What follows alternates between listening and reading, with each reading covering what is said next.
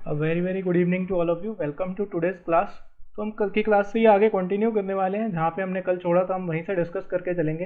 कुछ एक बेसिक जो टर्म्स हैं, आइटम्स हैं relating to not for profit organisation के अंदर कुछ एक आइटम्स आपको देखने को मिलती हैं।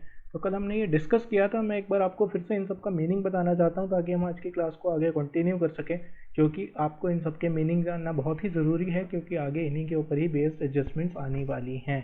ठीक है, उसके बाद हम अपना इलस्ट्रेशंस के ऊपर मूव करेंगे। मेजरली इसके बाद जो पोर्शन आने वाला है वो सारा का सारा इलस्ट्रेशंस का होगा, और एडजस्टमेंट्स जो भी आएंगे आपकी नॉट फॉर प्रॉफिट ऑर्गेनाइजेशन में, उन एडजस्टमेंट्स का पोर्शन होने वाला है।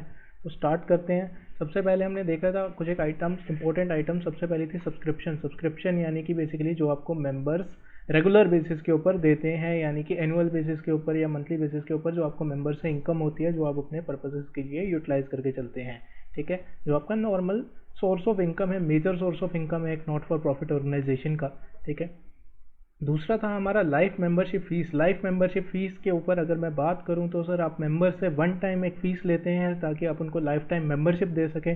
तो ऐसी फ़ीस क्योंकि वन टाइम ही रिसीव होती है, तो हम इसका ट्रीटमेंट किस तरीके से करके चलते थे, हम अपनी इनकम एंड एक्सपेंडिचर अकाउंट के अंदर ना शो कर इसे बैलेंस शीट में शो करते थे, क्योंकि हमें इसके बेनिफिट्स अपने मेंबर्स को लॉन्ग टर्म के ऊपर देने हैं। ठीक है, इसलिए ये क्योंकि ये लॉन्ग टर्म की आइटम हो गई, तो करंट ईयर आइटम नहीं है, तो इसलिए इसको इनकम एंड एक्सपेंडिचर अकाउंट में शो नहीं किया जाता। उसके बाद हमारा था third, endowment fund. Endowment fund यानी कि आप कह सकते हो किसी भी नेचर का स्पेसिफिक फंड जो होता है, स्पेशल टाइप का फंड। ठीक है, जनरल फंड से हटकर, जनरल फंड का बैलेंस आप किसी भी जनरल पर्पज़ के लिए यूज़ कर सकते हैं, बट अगर कोई स्पेसिफिक फंड है तो आप उसको स्पेसिफिक पर्पज़ के लिए ही यूटिलाइज करेंगे। ठीक है, इसके ऊपर हम अभी आज की क्लास में काफ़ी अच्छे डिस्कशन करने वाले हैं विद इलस्ट्रेशन, तो इसको आगे देखते हैं अभी। ठीक है, एंट्रेंस फीस या एडमिशन फीस, इसके ऊपर हमारे को अभी तक वो था सर, एक स्पेसिफिक डाउट था इसके ऊपर कि एंट्रेंस फीस जो होती है वो आइडली आपका रेवेन्यू नेचर का आइटम है। यानी कि जब आप किसी भी, फॉर एग्जांपल आप किसी मूवी हॉल में जाते हैं तो आप उसके अंदर टिकट परचेज करते हैं, तो वो टिकट क्या है, आपकी एंट्रेंस फीस है, एडमिशन फीस है। अगर आप स्कूल में जाते हैं तो स्कूल के अंदर आपको जो फीस पे करनी पड़ती है एडमिशन के टाइम पे, तो वो आपकी एंट्रेंस फीस है। ठीक है, तो इस तरीके से आपको फीस पे करनी पड़ती है उसके ऊपर। तो इसको हम रेगुलर नेचर की इनकम मान सकते हैं, इसका benefit with in one year मिलता है आपको, तो आप इसको रेवेन्यू नेचर की मान के चल सकते हैं। बट कुछ एक ऑर्गेनाइजेशन है जो कि एंट्रेंस फीस को कैपिटल नेचर का मान के चलती हैं, क्योंकि वो कहती हैं कि इनको ये फीस ऑलरेडी वन टाइम ही रिसीव होनी थी, एक ही बार इन्होंने एंट्रेंस फीस लेनी थी, बार बार अपने मेंबर से ये एंट्रेंस फीस नहीं लेके चलते। ठीक है, तो इस केस के अंदर वो इसका बेनिफिट उनको लॉन्ग टर्म के लिए देते हैं, तो कुछ एक इनको कैपिटल नेचर की रिसीट मान के चलते हैं। अगर क्वेश्चन में कुछ भी स्पेसिफिक नहीं है तो हम ऑब्वियसली हम इसे क्या मानने वाले हैं, हम इसे रेवेन्यू नेचर की रिसीट मानने वाले हैं। ठीक है, उसके बाद हमने आगे जो पॉइंट डिस्कस किया था, ये इसका इलस्ट्रेशन था जो हमने कल देखा था। ठीक है, उसके बाद donations. Donations one of the major source of income है एक नॉट फॉर प्रॉफिट ऑर्गेनाइजेशन का। जनरल पर्पस भी हो सकती है, स्पेसिफिक भी हो सकती है। जनरल यानी कि आप उसे किसी भी चीज़ में यूटिलाइज करें जिसमें आपको उसका यूज़ करने का मन करता है, आप उसको उस तरीके से यूटिलाइज करें। स्पेसिफिक काइंड का डोनेशन यानी कि आप उसको सिर्फ एक स्पेसिफिक पर्पज़ के लिए यूटिलाइज कर सकते हैं। फॉर एग्जांपल, अगर आपका डोनेशन मिला है स्टेडियम बनाने के लिए, तो आप उसे स्टेडियम बनाने में ही यूज़ करेंगे। अगर आपको कोई डोनेशन मिला है सिर्फ गरीब बच्चों को खाना खिलाने के लिए या फिर गरीब बच्चों को पढ़ाने के लिए, तो आप सिर्फ उन्हीं पर्पज़ में यूटिलाइज़ कीजिए, और किसी पर्पज़ में यूटिलाइजेशन उसका पॉसिबल नहीं है। ठीक है, उसके बाद लेगेसी था। लेगेसी होता है इन केस ऑफ डेथ या विल के रूप में, जो आपको अपने सीनियर से या फिर आप कह सकते हैं अपने एंसेस्टर्स से जो पैसा मिलता है या कोई भी प्रॉपर्टी मिलती है, तो उसे लेगेसी मनी कहा जाता है। अगर वो लेगेसी मनी आपको स्पेसिफिकली रिसीव हो रही है तो वो शॉर्ट टर्म नेचर की नहीं है, आपको डेली हर बार हर साल एक लेगेसी मनी कोई रिसीव नहीं होती, आपको वन टाइम रिसीव होकर चलती है, और उसके बेनिफिट भी आपको लॉन्ग टर्म में मिलते हैं। तो इसलिए हम इसको कैपिटल नेचर की आइटम मान के चलते हैं और इसे बैलेंस शीट में क्लासीफाई करते हैं।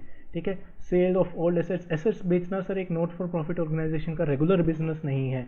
जो भी रेगुलर बिजनेस ट्रांजेक्शन होती हैं उन्हें ही इनकम एंड एक्सपेंडिचर में शो किया जाता है। ठीक है, क्योंकि सेल किया हमने एसेट को, तो फिर इस केस के अंदर ये रेगुलर बिजनेस ट्रांजेक्शन नहीं है। इसका ट्रीटमेंट हम क्या करेंगे, इसका ट्रीटमेंट जब हम क्वेश्चंस में आएगा तो हम क्वेश्चंस में डिस्कस करके चलेंगे। अभी के लिए मैं बात करके चलूँ तो ये रेगुलर नेचर की ट्रांजैक्शन नहीं है, तो इसका इम्पैक्ट हालांकि इसमें आना चाहिए, बैलेंस शीट के अंदर इसका जो इम्पैक्ट आएगा वो भी हम डिस्कस करके चलेंगे, और P&L में इसका क्या पार्ट आना चाहिए वो भी हम डिस्कस करके चलेंगे। ठीक है, इसके अलावा अगला जो पॉइंट था, sale of newspapers and sales of sports material. Sports material ऐसा कुछ महंगी आइटम नहीं होती कि आपको उसको सेल करने में कुछ हैफ्टी अमाउंट या फिर कब कह सकते हो बड़ा अमाउंट रिसीव होगा।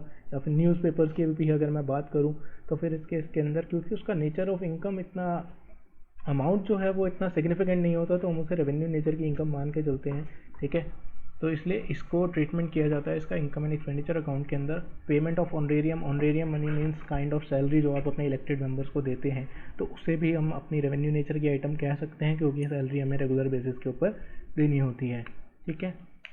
उसके बाद एक छोटा सा डिस्कशन है general fund and specific fund, ठीक है। जनरल फंड की अगर मैं बात करूं तो फिर इसके अंदर अभी हमने बात की थी सर, हमारे जो नॉट फॉर प्रॉफिट ऑर्गेनाइजेशन होती है उसमें कैपिटल अकाउंट नहीं होता, कैपिटल फंड अकाउंट बनाया जाता है। फंड अकाउंट क्यों बोला जाता है सर उसमें? फंड अकाउंट इसलिए बोला जाता है क्योंकि जो भी पैसा आता है हमारे पास सरप्लस एक्स्ट्रा जो पैसा है वो सारा का सारा पैसा हम उसके अंदर क्या करते हैं, हम इस कैपिटल फंड अकाउंट के अंदर पूल करते जाते हैं। आप इसे एक स्विमिंग पूल कह सकते हैं जिसमें हम अपना सारा पैसा डाले जा रहे हैं, ठीक है। तो आप इसे एक स्विमिंग पूल की तरह मान सकते हैं जिसमें आप अपना सारा का सारा पैसा डाल रहे हैं, ठीक है। तो जो भी जनरल नेचर का पैसा आपके ऑर्गेनाइजेशन को रिसीव हो रहा है हम उसे कैपिटल अकाउंट के अंदर नहीं डालते। नॉट फॉर प्रॉफिट ऑर्गेनाइजेशन में एक स्पेसिफिक टाइप का अकाउंट बनाया जाता है जिसे हम कैपिटल फंड अकाउंट कहते हैं, यानी कि सारा का सारा फंड जो सारा का सारा पूल है तो वो सारा पैसा उसमें जाने वाला है जो कि जनरल नेचर का है आपका। अगर कोई स्पेसिफिक पर्पज़ के लिए कोई पैसा रिसीव हुआ है तो हम उसे स्पेसिफिकली अलग तरीके से रिकॉर्ड करने वाले हैं अपने कैपिटल अकाउंट के साथ, मतलब लायबिलिटी साइड में ही, बट कैपिटल अकाउंट के अंदर उसे रिकॉर्ड नहीं करेंगे, हम उसे अलग से रिकॉर्ड करके चलेंगे। हाँ, लेकिन जिस पर्पज़ के लिए वो पैसा आया है, समझने वाली बात यहाँ पे ये है कि जिस पर्पज़ के लिए वो स्पेसिफिक फंड आया है, जब वो पर्पज़ पूरा हो जाएगा तो फिर इस केस के अंदर उस स्पेसिफिक फंड के पैसे को हम कैपिटल फंड के अंदर ट्रांसफ़र कर देंगे, क्योंकि अब वो पैसा उस पर्पज़ के लिए यूटिलाइज हो गया। तो एक एडजस्टमेंट एंट्री डालने के लिए कि वो अब एक पैसा स्पेसिफिक पर्पज़ के लिए नहीं रहा, अब वो जनरल पर्पज़ के लिए हो गया है, तो फिर हम उसको एक एडजस्टमेंट एंट्री डालने के लिए हम उसको ट्रांसफ़र कर देंगे कैपिटल फंड के अकाउंट के अंदर। आपको इलस्ट्रेशन के बेसिस के ऊपर मैं ये समझाऊंगा अभी आगे, इलस्ट्रेशन नंबर 7 के अंदर आएगा ये चीज़, ठीक है। तो अब अभी हम बात करते हैं आगे की। हमारी आज की क्लास से शुरू करना था हमें, तो जनरल पर्पज़ फंड और स्पेशल फंड्स को हमने डिस्कस किया। अभी इसका ट्रीटमेंट हम आगे डिस्कस करेंगे। इससे पहले कुछ एक बेसिक इलस्ट्रेशंस आ रही हैं, ठीक है। बेसिक इलस्ट्रेशन किस चीज़ के रिगार्डिंग है सर? बैलेंस शीट के रिगार्डिंग। एक इलस्ट्रेशन हम कर चुके हैं अपनी रिसीट्स एंड पेमेंट अकाउंट की, एक इलस्ट्रेशन हम कर चुके हैं इनकम एंड एक्सपेंडिचर अकाउंट की, अब एक इलस्ट्रेशन हम करना चाहते हैं अपने बैलेंस शीट अकाउंट की। तो हम इस क्वेश्चन को पढ़ते हैं पहले, ठीक है। अगर मैं क्वेश्चन की बात करूं तो हम पहले क्वेश्चन को पढ़ते हैं, उसके बाद हम आगे इसके ऊपर आंसर के ऊपर बात करके चलेंगे। So how will you deal with the following items while preparing the balance sheet of a club? Club की हम बैलेंस शीट बना रहे हैं एज ऑन 31 मार्च 2019, ठीक है।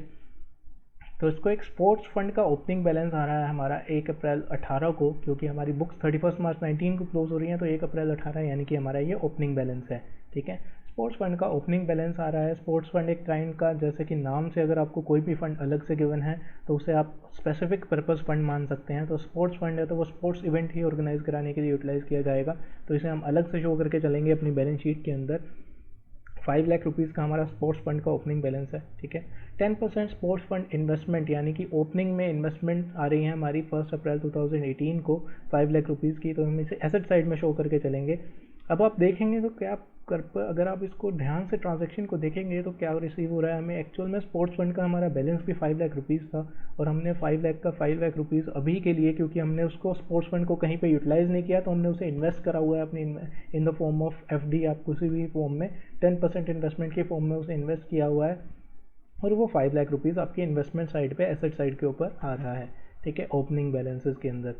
Interest received on sports fund investments, अगर आप बात करें तो आपको पूरा का पूरा इंटरेस्ट रिसीव होना चाहिए था 5 लाख के ऊपर। अगर मैं 10% इंटरेस्ट की बात करूं तो पूरे साल का इंटरेस्ट जो बनता है 50,000 रुपीज़ का बनता है, बट हमें रिसीव एक्चुअल में कितना हुआ है 37,500।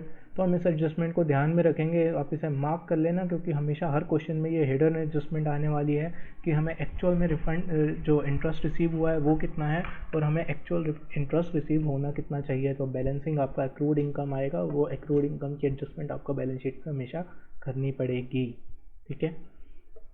डोनेशन फॉर स्पोर्ट्स फंड ये स्पेसिफिकली स्पोर्ट्स फंड के लिए आई है, तो स्पोर्ट्स फंड के अंदर ही ऐड होने वाली है, 5 लाख रुपीज़ के अंदर ये ऐड होएगी। स्पोर्ट्स प्राइज़ जो हमने अवॉर्ड किए हैं वो स्पोर्ट्स फंड से ही गए होंगे, तो हम ये 1 लाख रुपीज़ का खर्चा जो हमने कर दिया ये स्पोर्ट्स फंड में से लेस होगा, आपका इनकम एंड एक्सपेंडिचर अकाउंट के अंदर नहीं आएगा। जो फंड स्पेसिफिक खर्चे होते हैं हम इसके ऊपर अभी आगे डिस्कशन करेंगे, बट जस्ट मैं आपको जनरली बता दूं कि जो फंड के स्पेसिफिक खर्चे हैं, जिस पर्पज़ के लिए वो फ़ंड बनाया गया, अगर उसी से रिलेटेड उसका खर्चा किया जा रहा है तो उसका बैलेंस उसी में से, उसी का एक्सपेंडिचर उसी फंड के बैलेंस में से रिड्यूस किया जाएगा। आपके इनकम एंड एक्सपेंडिचर अकाउंट के अंदर वो चीज़ नहीं शो होगी। ठीक है। एक्सपेंसेस ऑन स्पोर्ट्स इवेंट के अंदर हमने जो एक्सपेंसेस किए हैं 15,000 रुपीज़ के, तो हम इसका भी एडजस्टमेंट करने वाले हैं। ये भी हमारा स्पोर्ट्स फंड के बैलेंस में से ही लेस होने वाला है। ठीक है।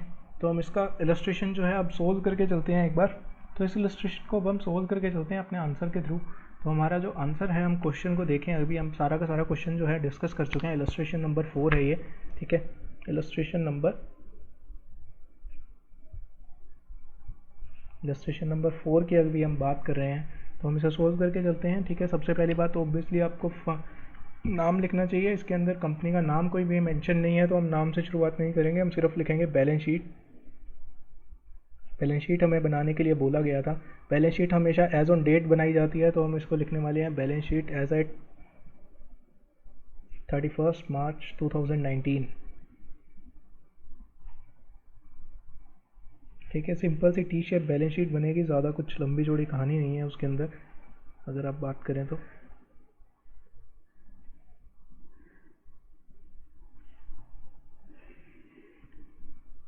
रुपीज़, या फिर आप यहाँ पे अमाउंट लिखते हैं हमेशा, यहाँ पे आप हमेशा एसेट्स लिखते हैं simple T shape balance sheet के अंदर, और ये आपकी लायबिलिटीज़। ठीक है। सबसे पहले जो क्वेश्चन में जो भी एडजस्टमेंट्स गिवन है, सबसे पहले हम उसे लिख लेते हैं। ठीक है। स्पोर्ट्स फंड एज ऑन 1 अप्रैल 2018 जो था हमारा ओपनिंग बैलेंस था, तो हम यहाँ पे लिखने वाले हैं स्पोर्ट्स फंड।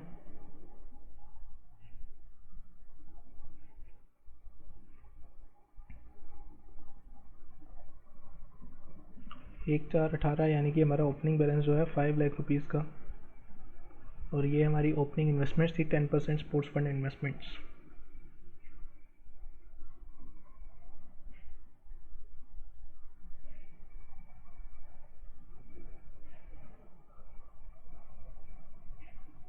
जितने की 5 लाख रुपीज़ की। ठीक है। उसके बाद हमने ये दोनों चीज़ें प्लेस कर ली। अब था interest received on sports fund investments. Interest हमें कितना का रिसीव होना चाहिए था? 37,500 का। अब ये इंटरेस्ट जो हमें रिसीव हुआ, ये एक रेवेन्यू नेचर की आइटम है, तो ये आपके इनकम एंड एक्सपेंडिचर अकाउंट के अंदर ऑलरेडी आ गया होगा। ठीक है। और दूसरा ये इनकम एंड एक्सपेंडिचर अकाउंट के अंदर आएगा, और फिर इनकम एंड एक्सपेंडिचर अकाउंट से ये ट्रांसफ़र होकर आपके कैपिटल फंड के अंदर ऐड होके चलेगा। बट हमें जो यहाँ पे जो एडजस्टमेंट करनी है, हमें किस चीज़ की एडजस्टमेंट करनी है? हमें यहाँ पर जो एडजस्टमेंट करनी है वो हमारे एक्रूड बैलेंस की करनी है, यानी कि हमें इंटरेस्ट रिसीव होना चाहिए था 50,000 रुपीज़ का, जबकि हमें जो इंटरेस्ट रिसीव हुआ है वो 37,500 हुआ है। तो बैलेंस जो बचा 12,500 रुपीज़, वो आपका एक्रूड इंटरेस्ट आपकी एसेट साइड के अंदर आके चलने वाला है। इसका आपको वर्किंग नोट के थ्रू आपको एक्सप्लेन करना पड़ेगा अक्रूड इंटरेस्ट को। आप इसको नोट नंबर 1 डाल सकते हैं, और इसको नोट नंबर 1 को आपको नीचे एक्सप्लेन करना पड़ेगा। ठीक है। 12,500 रुपीज़ का ये अक्रूड इंटरेस्ट आ गया। और उसके बाद अगली जो आइटम थी हमारी डोनेशन फॉर स्पोर्ट्स फंड जो हमें रिसीव हो रही है, तो सबसे पहले हम ऐड करने वाले हैं, ऐड स्पेसिफिकली जो डोनेशन रिसीव हुआ है।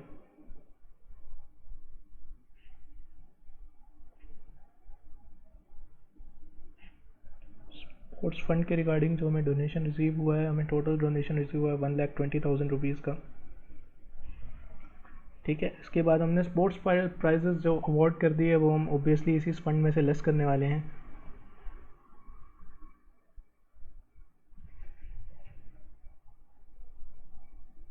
Less sports prize awarded.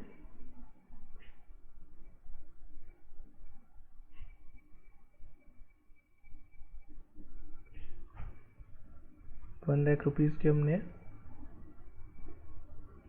तो ये हमें लेस करके चलना है इसमें से। उसके बाद जो है एक्सपेंसेस ऑन स्पोर्ट्स इवेंट्स के ऊपर जो हमने नॉर्मल खर्चे किए हैं, कितने? 15,000 रुपीज़ के। तो ये जो 15,000 रुपीज़ का जो हमने खर्चा किया है, हम इसे भी स्पोर्ट्स फंड में से अपने लेस करने वाले हैं।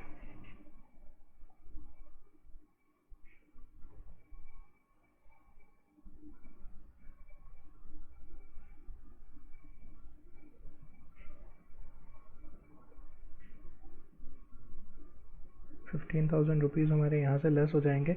ठीक है, अब हमारा जो एडजस्टमेंट रह गया, हमारा एक ही एडजस्टमेंट रह गया सर, जो हमारा एक्रूड इनकम आना चाहिए था वो टोटल 50,000 रुपीज़ का।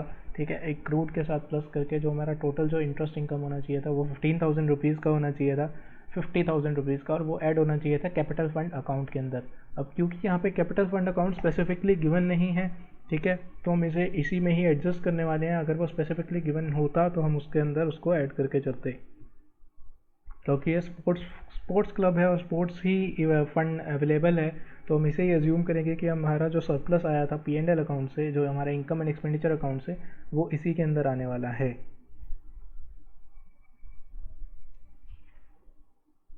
तो हमारा जो इंटरेस्ट इनकम हो गया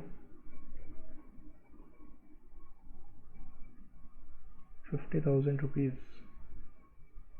ये ऐड होने वाला है इसके अंदर। ठीक है, अगर आप इन सबको प्लस कर देंगे तो आप यहाँ पे अपना टोटल लिखेंगे, और क्योंकि ये सारी कंप्लीट इन्फॉर्मेशन अभी गिवन नहीं है तो हम बैलेंस शीट को हम इस तरीके से नहीं लिख सकते कि हम उसका टोटलिंग कर सकें। ठीक है, बट हम इसको सिंपल सा जो भी टोटल बनता है, अब इसका 50,000 रुपीज़ का 55 लाख रुपीज़ प्लस 1,20,000 का जो हमें एडिशनल फंड रिसीव हुआ, ठीक है, 5 lakh plus 1,20,000 rupees less 1 lakh rupees जो हमें खर्चा कर दिया हमने, लेस 15,000 रुपीज़ जो हमने एडिशनल एक्सपेंडिचर किया, प्लस 50,000 रुपीज़ का जो हमें अक्रूड इंटरेस्ट रिसीव हुआ, तो 5,55,000 रुपीज़ का जो ये बैलेंस है वो यहाँ पे शो हो जाएगा। ठीक है, इसके अलावा जो अदर एसेट्स होंगी वो यहाँ पे आपकी शो होकर चलेंगे, बट क्योंकि अभी क्वेश्चन में कंप्लीट इन्फॉर्मेशन गिवन नहीं है तो हम उसको अज्यूम अपने एंड से नहीं करने वाले। नोट 1 की अगर मैं बात करूँ तो हम अपना नोट 1 भी यहाँ पे एक्सप्लेन कर देंगे। 10% interest on investment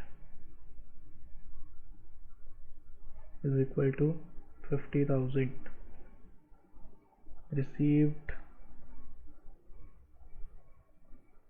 कितना है 37,500। बैलेंस जो रह गया अक्रूड इंटरेस्ट 12,500। ठीक है, अक्रूड इंटरेस्ट आपका एसेट साइड के अंदर आने वाला है, और जो ये साइड है ये आपका इनकम एंड एक्सपेंडिचर अकाउंट के अंदर जाके उसके बाद आपका कैपिटल फंड अकाउंट के अंदर जाके ऐड होने वाला है। तो इस तरीके से ये पूरा का पूरा क्वेश्चन था, सिंपल सा बेसिक क्वेश्चन जो हमने डिस्कस किया, एक स्ट्रक्चर ताकि आपको समझ आ जाए एक बैलेंस शीट का, तो हमने ये क्वेश्चन इसलिए सोल्व किया था। तो ये हमारा पूरा का पूरा क्वेश्चन जो है डिस्कस हो गया। उसके बाद अभी हम सॉल्यूशन को बुक से बात करेंगे, तो आपको बुक में यही सॉल्यूशन पूरा का पूरा देखने को मिल जाएगा। उसके बाद हमारा जो अगला क्वेश्चन आता है, ठीक है, हम इसे नॉर्मली ही शो कर लेंगे, अपना नॉर्मल कैलकुलेशन के थ्रू शो क्लोज कर लेंगे, या फिर आपको चाहिए तो मैं आपको सोल्व करके दिखा दूंगा। ठीक है, show the following information in the financial statements of a not for profit organisation. Financial statements की अगर हम बात कर रहे हैं तो फाइनेंशियल स्टेटमेंट का मतलब यहाँ पे किससे है, यहाँ पे फाइनेंशियल स्टेटमेंट का सर मतलब जो है दोनों चीज़ों से है, आपकी बैलेंस शीट और आपके इनकम एंड एक्सपेंडिचर अकाउंट से। बट क्योंकि ये जो आइटम्स हैं, ये आइटम्स जो स्पेसिफिकली गिवन, अब क्योंकि ये सारी की सारी आइटम जो भी यहाँ पे गिवन है, ये सारी की सारी अगर आप नेचर देखेंगे, हम इसको देखते हैं एक बार, बट ये नॉर्मली जो इसका सबका नेचर गिवन है वो बैलेंस शीट नेचर का गिवन है, तो हमारी सिर्फ बैलेंस शीट आइटम बनने वाली हैं ये सारी की सारी। ठीक है, अगर हम इसके सॉल्यूशन की बात करें तो मैच एक्सपेंसेस जो हमने किए 8 लाख रुपए के एक्सपेंसेस कर दिए। मैच का जो फंड था हमारा 4 लाख रुपए का फंड था। डोनेशन फॉर मैच फंड हमें सब्सिक्वेंटली रिसीव हुआ था 2,40,000 रुपये का, और सेल ऑफ मैच टिकट्स हमने की थी 3,60,000 रुपये की। तो हमने बात की थी कि अगर कोई भी स्पेसिफिक नेचर का फ़ंड होता है तो उसकी इनकम और उसके खर्चे दोनों की दोनों उसी फंड के अंदर एडजस्ट होने वाली है, आप उसको separately income and expenditure account के अंदर शो नहीं करते। ठीक है, तो अगर मैं इसकी बात करूं क्वेश्चन की, तो फिर इसके अंदर आपको जो क्वेश्चन करना है सिंपल सा सॉल्यूशन की अगर मैं बात करूं तो इलस्ट्रेशन नंबर 5 की, ठीक है, बैलेंस शीट के अंदर ये किस तरीके से शो होने वाला है। सिंपल एक टी शेप बैलेंस शीट बनाऊंगा, प्रॉपर फॉर्मेट आपको पूरा कंप्लीट फॉर्मेट में नहीं बता रहा मैं। ठीक है, तो हमारा मैच फंड कितने का था, मैच फंड जो आएगा सबसे पहले यहाँ पे आ जाएगा मैच फंड हमारा कितना था 4 लाख रुपीज़ का। उसके बाद जो हमारा donation for match fund receive हुआ plus donation for match fund add करके लिखेंगे आप, add donation, specific purpose donation है तो उसी के अंदर ऐड होने वाली है, plus sale of match tickets,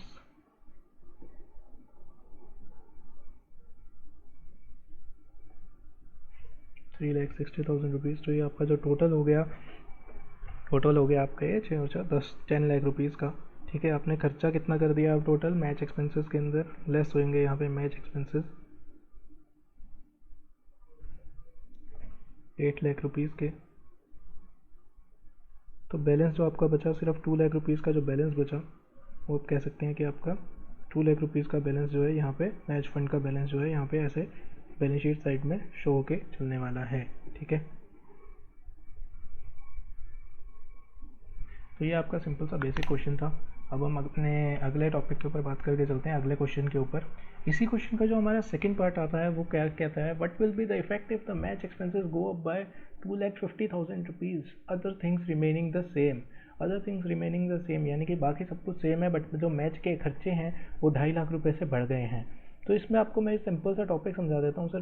क्या होता है जब भी कोई स्पेसिफिक पर्पज़ ऑफ फंड बनाया जाता है, जैसे कि हमारा इलस्ट्रेशन के अंदर था। मैं आपको पहले इलस्ट्रेशन का इसका ट्रीटमेंट करके दिखाता हूँ, फिर मैं आपको समझाता हूँ ताकि आपको और ज़्यादा बेटर अंडरस्टैंडिंग आ सके। तो इसके अंदर जो हम बात कर रहे थे, what will be effect if the match expenses go by 2,50,000 rupees. ठीक है, तो सिंपल सा ये जो ट्रीटमेंट है, एक्सपेंसेस जो थे हमारा, उसके बाद जो हमारा नेट बैलेंस बचा था कितने का, 2 लाख रुपीज़ का। 2 लाख रुपीज़ का जो बैलेंस बचा, अब उसमें से 2.5 लाख रुपये का खर्चा और आ गया, यानी कि हमारा फंड का जो बैलेंस है वो नेगेटिव में चला जाएगा 50,000 रुपीज़ से। तो हम क्या अपनी नेगेटिव बैलेंसेस को कभी भी यहाँ पे शो करके चलेंगे? जी नहीं, हम उसको यहाँ पे शो नहीं करेंगे सर।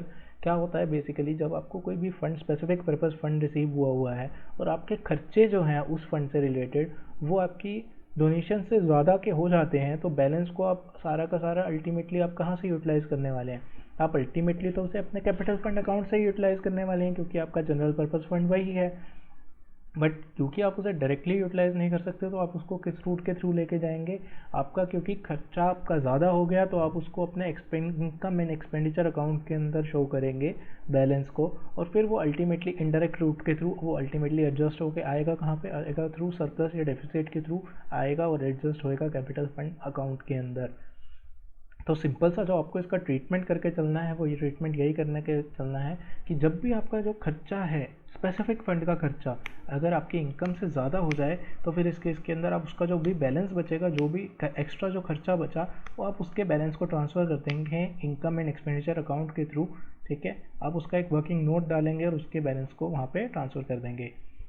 यही चीज़ उसके अंदर बताई हुई है। नेक्स्ट अगर हम इलस्ट्रेशन नंबर 6 की अगर हम बात करके चलें, तो ये इलस्ट्रेशन नंबर 6 क्या कह रहा है आपको, show how would you deal with the following items while preparing the income and expenditure account for the year ended 31 March 19 and a balance sheet as on that date in each of the following alternatives। ठीक है, तो फिर इन each of the following alternatives में आपको इसके अंदर शायद ज़्यादा बेटर समझ आ पाएगा जब हम इस क्वेश्चन को सोल्व करेंगे। ठीक है, सिंपल सा क्वेश्चन है। अगर प्राइज़ अवॉर्डेड है, प्राइज़ अवॉर्डेड 5 लाख रुपीज़ के जो हमने प्राइज़ अवॉर्ड किए, तो ये जो प्राइजेस हमने जो अवॉर्ड कर दिए, ये हमारे कहाँ पे आने वाले हैं? ये हमारे सिंपल से आने वाले हैं इनकम एंड एक्सपेंडिचर अकाउंट के अंदर। ठीक है, नॉर्मली आपका ये खर्चा है, एक्सपेंडिचर है, तो फिर इसके अंदर आप इस 5,000 रुपीज़ को अपना नॉर्मल एक्सपेंडिचर में साइड में शो करके चलेंगे। ठीक है, सेकंड केस 2 की अगर हम बात करें, तो केस 2 में क्या होने वाला है, प्राइस फंड आपको बैलेंस गिवन है स्पेसिफिकली, क्योंकि हम 31 मार्च 19 की बात कर रहे हैं और 31 मार्च 18 का प्राइस फंड का ओपनिंग बैलेंस गिवन है। तो यानी कि ये एक स्पेसिफिक नेचर का फंड है, आपको ये फंड जो है अपनी बैलेंस शीट में देखने को मिल जाएगा। तो फिर इसके अंदर हम इसको बैलेंस शीट के थ्रू एडजस्ट करने वाले हैं। अगर आपको कुछ भी इन्फॉर्मेशन मेंशन ना हो, तो आप इसे इनकम एंड एक्सपेंडिचर अकाउंट के अंदर लेके जाएंगे। अगर आपको इन्फॉर्मेशन स्पेसिफिकली दी गई है, तो फिर इसके अंदर आपको इसको बैलेंस शीट के रूट के थ्रू ही एडजस्ट करना पड़ेगा। तो हम अपना केस नंबर 3 समझ लेते हैं। तो प्राइस अवॉर्डेड जो थे वो थे 5,000 रुपीज़ के।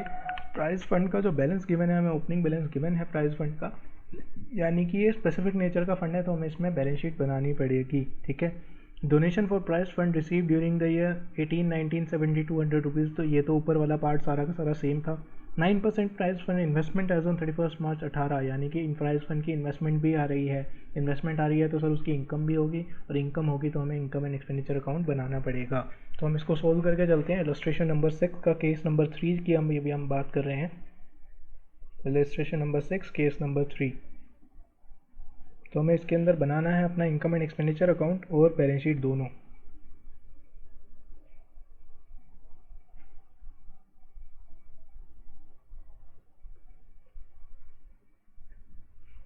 और वो भी for the year ended 31 March 2019।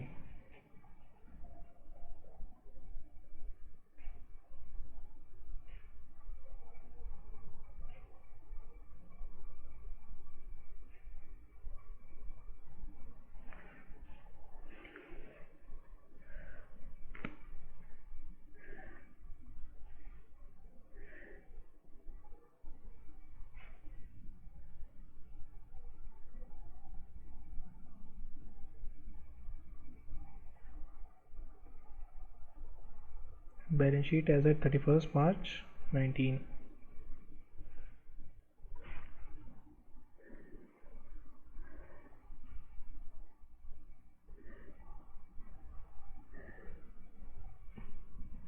तो ये हमारी एसेट साइड हो गई, ये हमारा अमाउंट का कॉलम हो गया, ये हमारी लायबिलिटी साइड हो गई। ये हमारा एक्सपेंडिचर साइड हो गया, और ये हमारा अमाउंट और ये हमारा इनकम। तो इस तरीके से हमने पहले इसका नॉर्मल फॉर्मेट जो है वो हमने फॉर्मेट डिज़ाइन किया। अब हम सिर्फ और सिर्फ वैल्यूज़ पुट करेंगे और जो वर्किंग नोट बनता है इसका वो वर्किंग नोट बनाएंगे। ठीक है, तो हमारा प्राइस फंड का बैलेंस आ रहा है। सबसे पहले तो हम यहाँ पे सबसे पहले ओपनिंग बैलेंस लिखेंगे प्राइस फंड का। प्राइस फंड एज ऑन 1 अप्रैल 2018, या फिर आप कह सकते हैं 31 मार्च 18 का जो बैलेंस था 40,000 रुपीज़ का, 40,000 रुपीज़ का यहाँ पे ओपनिंग बैलेंस आ गया। ठीक है, उसके बाद क्या होने वाला है, donation receive for price, donation received add होने वाली हैं, डोनेशंस रिसीव्ड। स्पेसिफिक फंड की डोनेशन है इसलिए हम इसे ऐड करके चल रहे हैं, या जनरल पर्पस डोनेशंस को यहाँ पे ऐड नहीं किया जाता। ठीक है, उसके बाद थर्ड जो स्टेप है हमने कि प्राइस अवार्ड कर दिए, जो प्राइस लेस प्राइस अवार्डेड।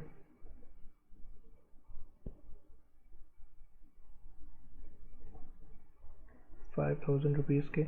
उसके बाद हमारी ओपनिंग में इन्वेस्टमेंट्स आ रही हैं, इन्वेस्टमेंट्स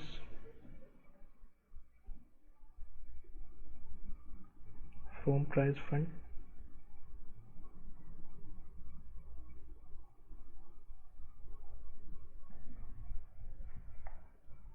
₹40,000 की ओपनिंग इन्वेस्टमेंट्स आ रही हैं, और ये 9% की इन्वेस्टमेंट्स थी, 9% इन्वेस्टमेंट्स। अब इसको स्पेसिफिकली रेट को हमेशा ध्यान में रखिएगा। अब 9% इन्वेस्टमेंट्स हमारी ओपनिंग बैलेंस के अंदर आ रही हैं, तो 9% के ऊपर इसका ऊपर इंटरेस्ट कितना बनता है, 40,000 का 9% अगर आप करेंगे तो क्या, तो ₹3,600 का जो आपका जो है इंटरेस्ट इनकम अक्रूड बनती है। अब आपको इसके अंदर आगे जो इनकम रिसीव्ड जो गिवन है पोर्शन के अंदर, इंटरेस्ट रिसीव्ड और प्राइस फॉर इन्वेस्टमेंट। ठीक है, तो यहाँ पे जो इंटरेस्ट इनकम आप लिखे चलेंगे, इंटरेस्ट इनकम, इसके अंदर आप दो पार्ट लेके चलेंगे। सबसे पहले तो जो रिसीव पार्ट है वो कितना है, रिसीव पार्ट है हमें 2700। ठीक है, प्लस हम इसके अंदर अक्रू करने वाले हैं। अक्रू करने के लिए टोटल जो हमें रिसीव होना चाहिए था वो कितना होना चाहिए था, 36 होना चाहिए था। तो फिर जो ₹900 का जो अक्रूड पार्ट है वो भी यहाँ पे आके चलेगा, और जो इनकम मेरी यहाँ पे आनी चाहिए ₹3,600, इसके लिए हम पूरा का पूरा नोट देने वाले हैं। तो इसके लिए नोट नंबर 1,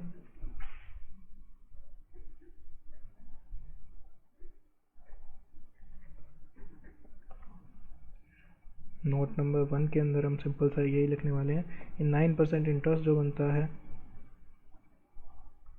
ऑन इन्वेस्टमेंट्स,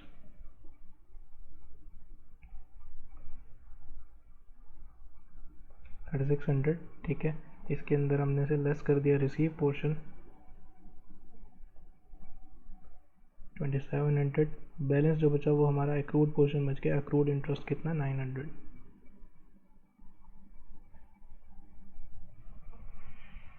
ठीक है, 9%, और यहाँ पे हमारा बैलेंस शीट में एसेट साइड के अंदर अक्रूड इंटरेस्ट आ जाएगा ₹900 का।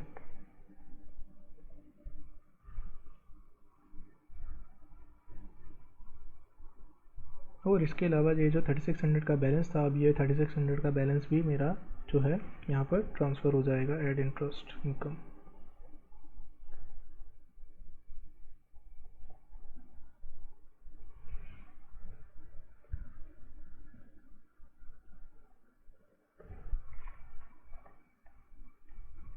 ठीक है, उसके बाद क्योंकि अभी ये कंप्लीट इन्फॉर्मेशन गिवन नहीं है तो ऑब्वियसली आपकी बैलेंस शीट जो है वो अभी मैच नहीं होएगी। ठीक है, बैलेंस शीट आपकी ज़ीरो नहीं होने वाली है अभी के लिए, बट जो इलस्ट्रेशन जो आपका क्वेश्चन में टोटलिंग है वो हमेशा टोटलिंग ज़रूर कर देना, ठीक है। स्पेसिफिक आइटम्स जो हैं, जैसे ये 40,000 था तो ये 42,200 हुआ। 42,200 के अंदर अब 5,000 रुपीज़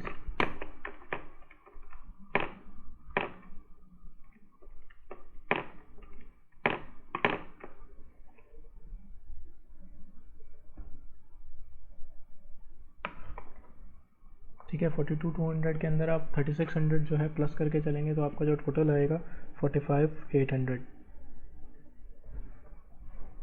नेट। आपको एटलीस्ट उसका बैलेंस जो है वो शो करके चलना है। तो ये सिंपल सा क्वेश्चन था आपका पूरा का पूरा इलस्ट्रेशन के साथ, केस नंबर 3, ठीक है। आई होप आपको समझ आ गया होगा। तो ये हमारा केस नंबर 3 था जो हमने डिस्कस किया अभी। अब हम अपने अगले पॉइंट की तरफ चलते हैं जो हमारा इलस्ट्रेशन नंबर 7 है। उसके अंदर जो हमारा एडजस्टमेंट पॉइंट आना था, जो कि हमारा स्पेसिफिक फंड के जो एडजस्टमेंट पॉइंट है, हम उसको डिस्कस करके चलने वाले हैं। तो उसको देखते हैं हम अपने अगले क्वेश्चन को, ठीक है। ये हमने पूरा का पूरा क्वेश्चन जो है डिस्कस किया अभी। इलस्ट्रेशन केस नंबर 1 और 2 वर्बली डिस्कस किए, केस नंबर 3 हमने पूरा सोल्व करके डिस्कस किया, ठीक है। इलस्ट्रेशन नंबर 7A यानी कि 7th का first part. How will you deal with the following items while preparing for the Bombay women cricket club. Women cricket club है।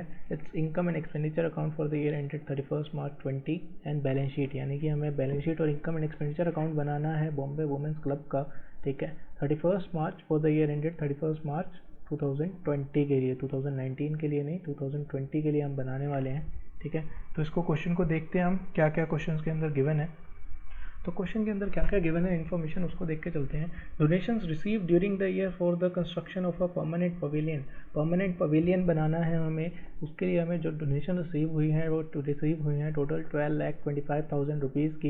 Expenditure incurred up to 31 March 20 on its construction, यानी कि उसकी construction पे हम कितना खर्चा ऑलरेडी कर चुके हैं। हमें टोटल जो डोनेशन रिसीव हुई थी 12 लाख रुपए की रिसीव हुई थी, ठीक है। उसमें से हम 10 लाख रुपए ऑलरेडी मोटा मोटी उसके ऊपर खर्च कर चुके हैं, ठीक है। उसके बाद आगे जो थर्ड पॉइंट गिवन है, टोटल एस्टिमेटेड एक्सपेंसेस जो हमें गिवन है पवेलियन के 25 लाख रुपीज़ के गिवन है। इसके अलावा हमें एक टूर्नामेंट फंड का बैलेंस जो है, ओपनिंग बैलेंस गिवन है। उसके बाद हमें उसके सब्सक्रिप्शन गिवन है, एक्सपेंडिचर गिवन है, और थर्ड जो पॉइंट है हमें लाइफ मेंबरशिप फीस गिवन है। तो हमें ये 3 आइटम्स का ट्रीटमेंट करना है इनकम एंड एक्सपेंडिचर अकाउंट और बैलेंस शीट के अंदर, ठीक है, बॉम्बे वुमेन्स क्रिकेट क्लब की। तो हम इसको डिस्कस करके चलते हैं। हालांकि मैं आपको एक 1 to 1 पॉइंट डिस्कस कर लेता हूँ, उसके बाद हम अपने सॉल्यूशन के ऊपर जाएंगे, ठीक है। Donation receive during the year, ठीक है, जो हमें donation during the year receive हुई है, स्पेसिफिक पर्पस डोनेशन है, तो ये कहाँ जाने वाली है, सीधी सीधी हमारी बैलेंस शीट के अंदर जाने वाली है 12,25,000 रुपये। Expenditure incurred up to 31 March 2020, ये आपके लिए बहुत ही इंपॉर्टेंट पॉइंट है, ठीक है। इस पॉइंट को थोड़ा सा ध्यान से समझिएगा। अब क्या होता है सर, देखो जो स्पेसिफिक पर्पस डोनेशन है, जब मेरा वो स्पेसिफिक पर्पस पूरा हो गया तो मैं क्या करूँगा, उसके उस पार्ट को हम रिड्यूस कर देंगे वहाँ से, ठीक है, हम उसको वहाँ से लेस कर देंगे। तो नॉर्मली जो हमारा, अगर हमारा रेवेन्यू नेचर का कोई खर्चा होता है तो हम उसे लेस कर देते हैं सीधा सीधा, और बैलेंसिंग फिगर को वहाँ पे शो करके चलते हैं। बट क्योंकि इससे क्या हो रहा है, हमारी एक एसेट भी बन रही है साइड बाय साइड। अगर आप देखेंगे इसका जो ट्रीटमेंट है, ठीक है, 12 लाख रुपए की डोनेशन आई, जिसमें से 10 लाख रुपए मैंने ऑलरेडी खर्चा कर दिया। खर्चा किसके ऊपर किया, बिल्डिंग के ऊपर, पवेलियन के ऊपर। अब वो पवेलियन अंडर कंस्ट्रक्शन भी तो आ गया, वो पवेलियन भी तो मेरा वर्किंग प्रोग्रेस की फॉर्म में एसेट साइड के अंदर आ गया, ठीक है। पवेलियन भी तो मेरा बन रहा है ना, तो अल्टीमेटली मेरे को पवेलियन का बेनिफिट भी तो मिलेगा। तो क्या मैंने 12 लाख रुपए में से 10,80,000 रुपये खर्च कर दिए, तो बैलेंस जो मेरा फंड के अंदर जो मेरा बैलेंस बचा पवेलियन फंड के अंदर, वो बचा बैलेंसिंग फिगर जो भी आएगा मेरा, ठीक है। बट उसके बाद जो मेरा एसेट खड़ा हो गया, अब उसके प्रोपोर्शनेट मेरे पास क्या बचा। सर मैंने आपसे अभी डिस्कस किया था कि जब भी कोई स्पेसिफिक पर्पस फंड होता है जिससे हम कोई एसेट वगैरह क्रिएट कर रहे हैं, तो फिर इस केस के अंदर अगर उसको, जब हम उस एसेट को क्रिएट कर देते हैं या उसके ऊपर कोई एक्सपेंडिचर ऑलरेडी कर चुके होते हैं, तो उसका उतना पोर्शन से हमारी क्या होगी, हमारी एसेट खड़ी हो गई। और साइड बाय साइड, क्योंकि हमें उस एसेट के इक्वेशन को भी पूरा करना है, capital is equal to asset minus liabilities, हमें इस इक्वेशन को भी पूरा करके चलना है। तो अगर हमारी एसेट क्रिएट हो रही है, ठीक है, हमारी लाइबिलिटी हमने एक साइड से कम कर दी, बट हमें क्योंकि इस इक्वेशन को बैलेंस रखना है तो हम एक एडजस्टमेंट एंट्री डालेंगे। हम एडजस्टमेंट एंट्री क्या डालेंगे सर? एडजस्टमेंट एंट्री हम डालेंगे जो हमारा जो जितना भी एक्सपेंडिचर हो गया उस बिल्डिंग के ऊपर, उस कंस्ट्रक्शन के ऊपर ऑलरेडी, अब क्योंकि वो उतना पैसा तो हमारा उस स्पेसिफिक पर्पज़ के लिए यूटिलाइज हो गया, ठीक है, तो उसका जो एडजस्टमेंट एंट्री हम डालेंगे, हम उस स्पेसिफिक फंड में से उस बैलेंस को रिड्यूस कर देंगे और उसे कैपिटल फंड अकाउंट के अंदर ऐड कर देंगे। हमने ऐसा क्यों किया सर? हमने ऐसा इसलिए किया क्योंकि हमें अपनी अकाउंटिंग इक्वेशन मेंटेन करनी है, ठीक है। हम इसको समझते हैं in the form of journal entries के साथ, हम इसे समझ के देखते हैं। सिंपल सा जर्नल एंट्री के रूप में अगर मैं समझाऊँ तो जब मुझे डोनेशन रिसीव हुई होगी तो उसकी एंट्री क्या हुई होगी? डोनेशन रिसीव की एंट्री क्या हुई होगी? मेरे पास बैंक अकाउंट में डोनेशन आई या कैश की फॉर्म में डोनेशन आई, तो bank account debit to donation receive, donation receive, ठीक है। जो मेरा क्रेडिट साइड है वो मेरा बैलेंस शीट में आ गया, ठीक है, और बैंक साइड में मेरा बैंक बैलेंस में आ गया, एडिशन हो गया, ठीक है। उसके बाद जो मैंने बिल्डिंग के लिए खर्चा किया वो भी सारा मैंने बैंक अकाउंट से किया होगा, तो building work in progress to bank, ठीक है। अब इससे क्या हुआ सर? इससे अगर हमारा बात मैं करूँ तो हमारी बिल्डिंग तो खड़ी हो गई खर्चे से, ठीक है, हमने कैश में जो भी पेमेंट्स करी हमारा उससे बिल्डिंग का वर्क इन प्रोग्रेस का बैलेंस खड़ा हो गया, ठीक है। बट हमारा जो स्पेसिफिक पर्पज़ जो फंड था, अल्टीमेटली वो पैसा आया तो वहीं से है, तो हमें उसे एडजस्ट तो करना ही है। तो हम उसे कहाँ से एडजस्ट करेंगे? अपनी इक्वेशन में, क्योंकि वो उस पर्पज़ के लिए यूटिलाइज हो चुका है तो वो अब उस स्पेसिफिक पर्पज़ के लिए नहीं रहा, तो इसलिए हम उसकी एक सिर्फ एक एडजस्टमेंट एंट्री डालने के लिए, ठीक है, हम एक फंड अकाउंट से उठाकर उसे जनरल फंड अकाउंट के अंदर डाल देते हैं। और जनरल फंड अकाउंट हमारा कौन सा है? हमारा कैपिटल फंड अकाउंट, ठीक है। और ये केस हमेशा सिर्फ एसेट के केस के अंदर ही होगा। जो आपके रेवेन्यू नेचर के खर्चे हैं वो क्योंकि वो आपके इनकम एंड एक्सपेंडिचर अकाउंट में हिट कर जाते हैं, तो इसलिए उनका इम्पैक्ट यहाँ पर नहीं आता है, ठीक है। आई होप आपको इसके ऊपर थोड़ी सी क्लैरिटी आ गई होगी। थोड़ा सा डिफिकल्ट है इस चीज़ को याद रखना, बट हमेशा याद रखिएगा कि ये एडजस्टमेंट एंट्री हमेशा ही डलेगी। जब भी आपकी कोई एसेट के ऊपर खर्चा हो रहा है तो प्रोपोर्शनेटली जब तक वो वर्क इन प्रोग्रेस में है, तो फिर तब तक जितना बैलेंस उसका वर्क इन प्रोग्रेस में है उतना बैलेंस उसका प्रोपोर्शनेट एक्सपेंडिचर का आपको कैपिटल फंड अकाउंट के अंदर ट्रांसफ़र करना है। जब वो कंप्लीट एसेट कंस्ट्रक्ट हो जाएगी तो आप पूरा का पूरा उस फंड का बैलेंस उठाकर कैपिटल फंड अकाउंट के अंदर ट्रांसफ़र कर देंगे, ताकि आप अपनी अकाउंटिंग इक्वेशन को मेंटेन रख सकें, ठीक है। तो हम बात करते हैं, अब इसको क्वेश्चन को सोल्व करके चलते हैं। सिंपल सा क्वेश्चन है, अगर आपको ये पॉइंट क्लियर हो गया है तो आई थिंक बाकी पॉइंट्स में आपको कोई भी इशू नहीं आने वाला है। तो हम सोल्व करते हैं हमारा क्वेश्चन नंबर 7 पार्ट ए को, इलस्ट्रेशन नंबर 7 पार्ट 1। तो हमारा इसके अंदर बनने वाला है income and expenditure account and balance sheet. अब इसमें अगर आप आइटम्स की अगर आप बात करेंगे तो कोई भी ऐसी आइटम नहीं है मेरे ख्याल से जो कि आपकी इनकम एंड एक्सपेंडिचर अकाउंट के अंदर आने वाली है, ठीक है। तो हम तीनों के तीनों आइटम्स को बैलेंस शीट के अंदर ही करने वाले हैं। So for Bombay women's cricket club, मैं बार बार इनिशियल क्वेश्चंस में ये सारी चीज़ें इसलिए लिखता हूँ ताकि आपको लिखने की आदत पड़ जाए, क्योंकि आप बाद में जब आप फ्लो में मैं इनको लिखना छोड़ दूंगा तो ऐसा होगा कि आप लोग भी लिखना छोड़ देंगे, और अगर आपने लिखना छोड़ दिया तो फिर इसके अंदर हो सकता है कि इसके लिए क्वेश्चन में आपके मार्क्स कट जाएँ। तो ऑब्वियसली इसको हैबिट बनाइए, आप जब भी क्वेश्चन कर रहे हैं, एग्ज़ाम क्वेश्चन कर रहे हैं, टेस्ट क्वेश्चन कर रहे हैं, तो आप इसे हमेशा लिखिए। आप नॉर्मली इसे हर क्वेश्चन में लिख के चलिए, आपकी हैबिट अपने आप बन जाएगी, ठीक है। Balance sheet as at 31st March 20।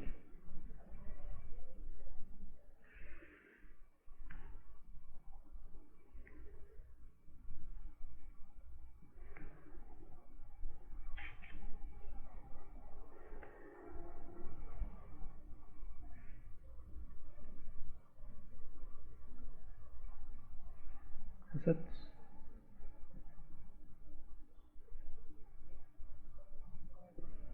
liabilities।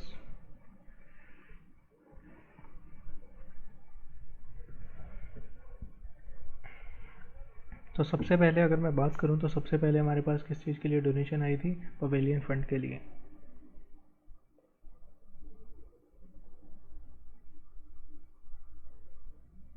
Pavilion fund opening balance, opening balance कुछ इसका क्वेश्चन में गिवन था, ओपनिंग बैलेंस कोई भी गिवन नहीं था। Add donation receive during the year,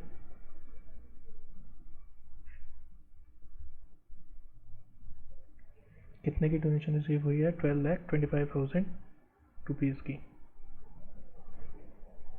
less expenditure incurred 10,80,000 rupees का। ठीक है, अब इसके अंदर थर्ड एक और चीज़ गिवन थी क्वेश्चन के अंदर, the total estimated expenditure for the pavilion will be 25 lakh rupees. तो इस चीज़ का कोई रेलेवेंस है कि इस क्वेश्चन में इस चीज़ का कोई भी रेलेवेंस गिवन मेरे को नहीं लगता, और ना ही इस क्वेश्चन का इसमें कोई रेलेवेंस है। जब भी आपको कोई एस्टिमेटेड एक्सपेंडिचर गिवन है तो उसका एस्टिमेट का आपको कुछ भी नहीं करना सर, वो टोटल एस्टिमेट हमारे लिए कोई भी काम का नहीं है। जब तक कि हमारा खर्चा एक्चुअल में इंकर नहीं हो जाता हम उसके रिगार्डिंग कुछ भी नहीं करने वाले। ठीक है, तो आई थिंक इसके रिगार्डिंग आपका इतना ही था। उसके बाद हमारा जो बैलेंस गिवन है टूर्नामेंट फंड का, टूर्नामेंट फंड के अंदर जो बैलेंस गिवन है हमें ओपनिंग बैलेंस गिवन है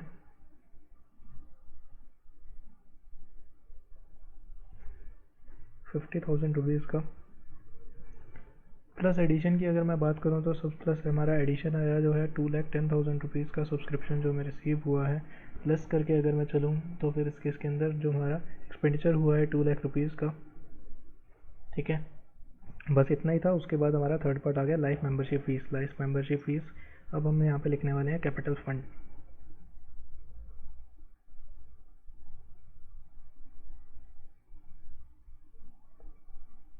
ओपनिंग का इसका कोई भी बैलेंस गिवन नहीं है। ठीक है, अब इसके अंदर एडिशन करने वाले हैं हम सबसे पहले जो हमारा एक्सपेंडिचर इंकर ऑलरेडी हो चुका है बिल्डिंग के ऊपर। बिल्डिंग वर्क इन प्रोग्रेस हमारा ऑलरेडी कितना है, बिल्डिंग या फिर आप कह सकते हैं पवेलियन जो है हमारा, pavilion work in progress 10,80,000 rupees.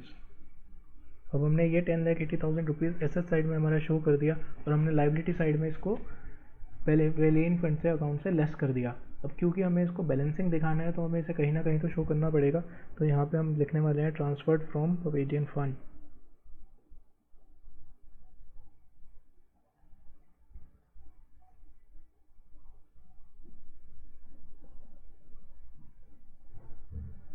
₹10,80,000 और प्लस इसके अंदर एडिशन होने वाला है लाइफ मेंबरशिप फ़ीस का। लाइफ मेंबरशिप फ़ीस अगर मैं बात करूँ तो जनरल नेचर की होती है। ठीक है, कभी भी स्पेसिफिक फ़ीस स्पेसिफिक नेचर की नहीं होती। लाइफ मेंबरशिप फ़ीस जो थी हमारी कितने की 28,000 रुपीज़ की। तो ये आपकी सारी की सारी एडजस्टमेंट्स आ गई इसके अंदर।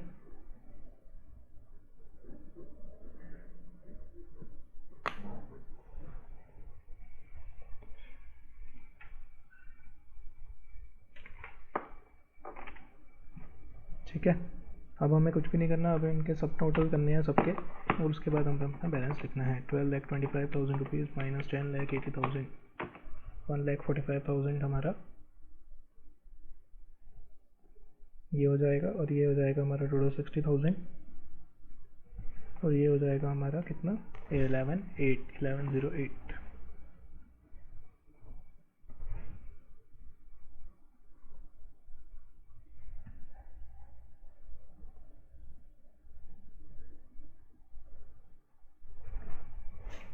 ठीक है, होपफुली आपको ये क्वेश्चन समझ आ गया होगा। इसमें एज सच कुछ ज़्यादा डिफ़िकल्टी नहीं थी, बट जो पॉइंट है समझने का वो मेजर पॉइंट उसी चीज़ का है। आपको इस पॉइंट को हमेशा ध्यान में रखना है ताकि आप हमेशा इस एडजस्टमेंट को ध्यान में रख सकें। तो ये हमारा पूरा का पूरा जो फर्स्ट पार्ट था जो वो क्वेश्चन का वो हमने सोल्व कर लिया। इसके रिगार्डिंग हमें जो एक ही वर्किंग नोट देना था वो हमने यहाँ पे दे रखा है। ठीक है, पार्ट बी की अगर मैं बात करूँ तो पार्ट बी CBSE 2019 कंपार्टमेंट का एग्ज़ाम का क्वेश्चन है। तो पार्ट बी आपके लिए होमवर्क है। ठीक है, सिंपल सा फर्स्ट पार्ट पे बेस्ड ही है ये, जितना भी अभी तक हमने समझा है। तो पार्ट बी आपके लिए होमवर्क है। अगर आपको समझ ना आए तो आप मोस्ट डेफिनेटली कमेंट सेक्शन में मुझे बता सकते हैं कि सर आप इस क्वेश्चन को समझा दीजिए। ठीक है, अदरवाइज़ मुझे नहीं लगता आपके इस क्वेश्चन को करने में कोई इशू आने वाला है। ओब्वियसली एग्ज़ाम क्वेश्चन है कंपार्टमेंट 2019 का, वो लेटेस्ट क्वेश्चन है। तो मैं मोस्ट डेफिनेटली चाहूँगा कि आप इसे खुद से ट्राई करें। आप इलस्ट्रेशन का सॉल्यूशन बाद में देखिएगा, पहले खुद से ट्राई करके देखिए, और जितने भी मैं क्वेश्चन दे रहा हूँ उन्हें साथ के साथ हमेशा ट्राई करते रहना। ठीक है, लास्ट में अगर मैं बात करूँ तो बुक के लास्ट में जो आपके साथ में जो पैरेलल क्वेश्चंस गिवन हैं उस पैरेलल क्वेश्चंस के अंदर आपको हमेशा इलस्ट्रेशन वाइज क्वेश्चंस गिवन है कि आपके कौन से क्वेश्चन किस इलस्ट्रेशन से मैच करते हैं। तो उन क्वेश्चंस की प्रैक्टिस भी साथ के साथ करते रहना। अगर उन क्वेश्चंस की प्रैक्टिस में कोई भी इशू आए तो आप मोस्ट डेफिनेटली मुझे बता सकते हैं, मैं आपके जो पीछे के एक्सरसाइज के क्वेश्चंस हैं मैं आपको वो भी क्लास में सोल्व करके दिखा दूंगा अगर आपको कुछ क्वेश्चन में प्रॉब्लम है तो। ठीक है, आज की क्लास के लिए इतना ही। Thank you so much, bye bye.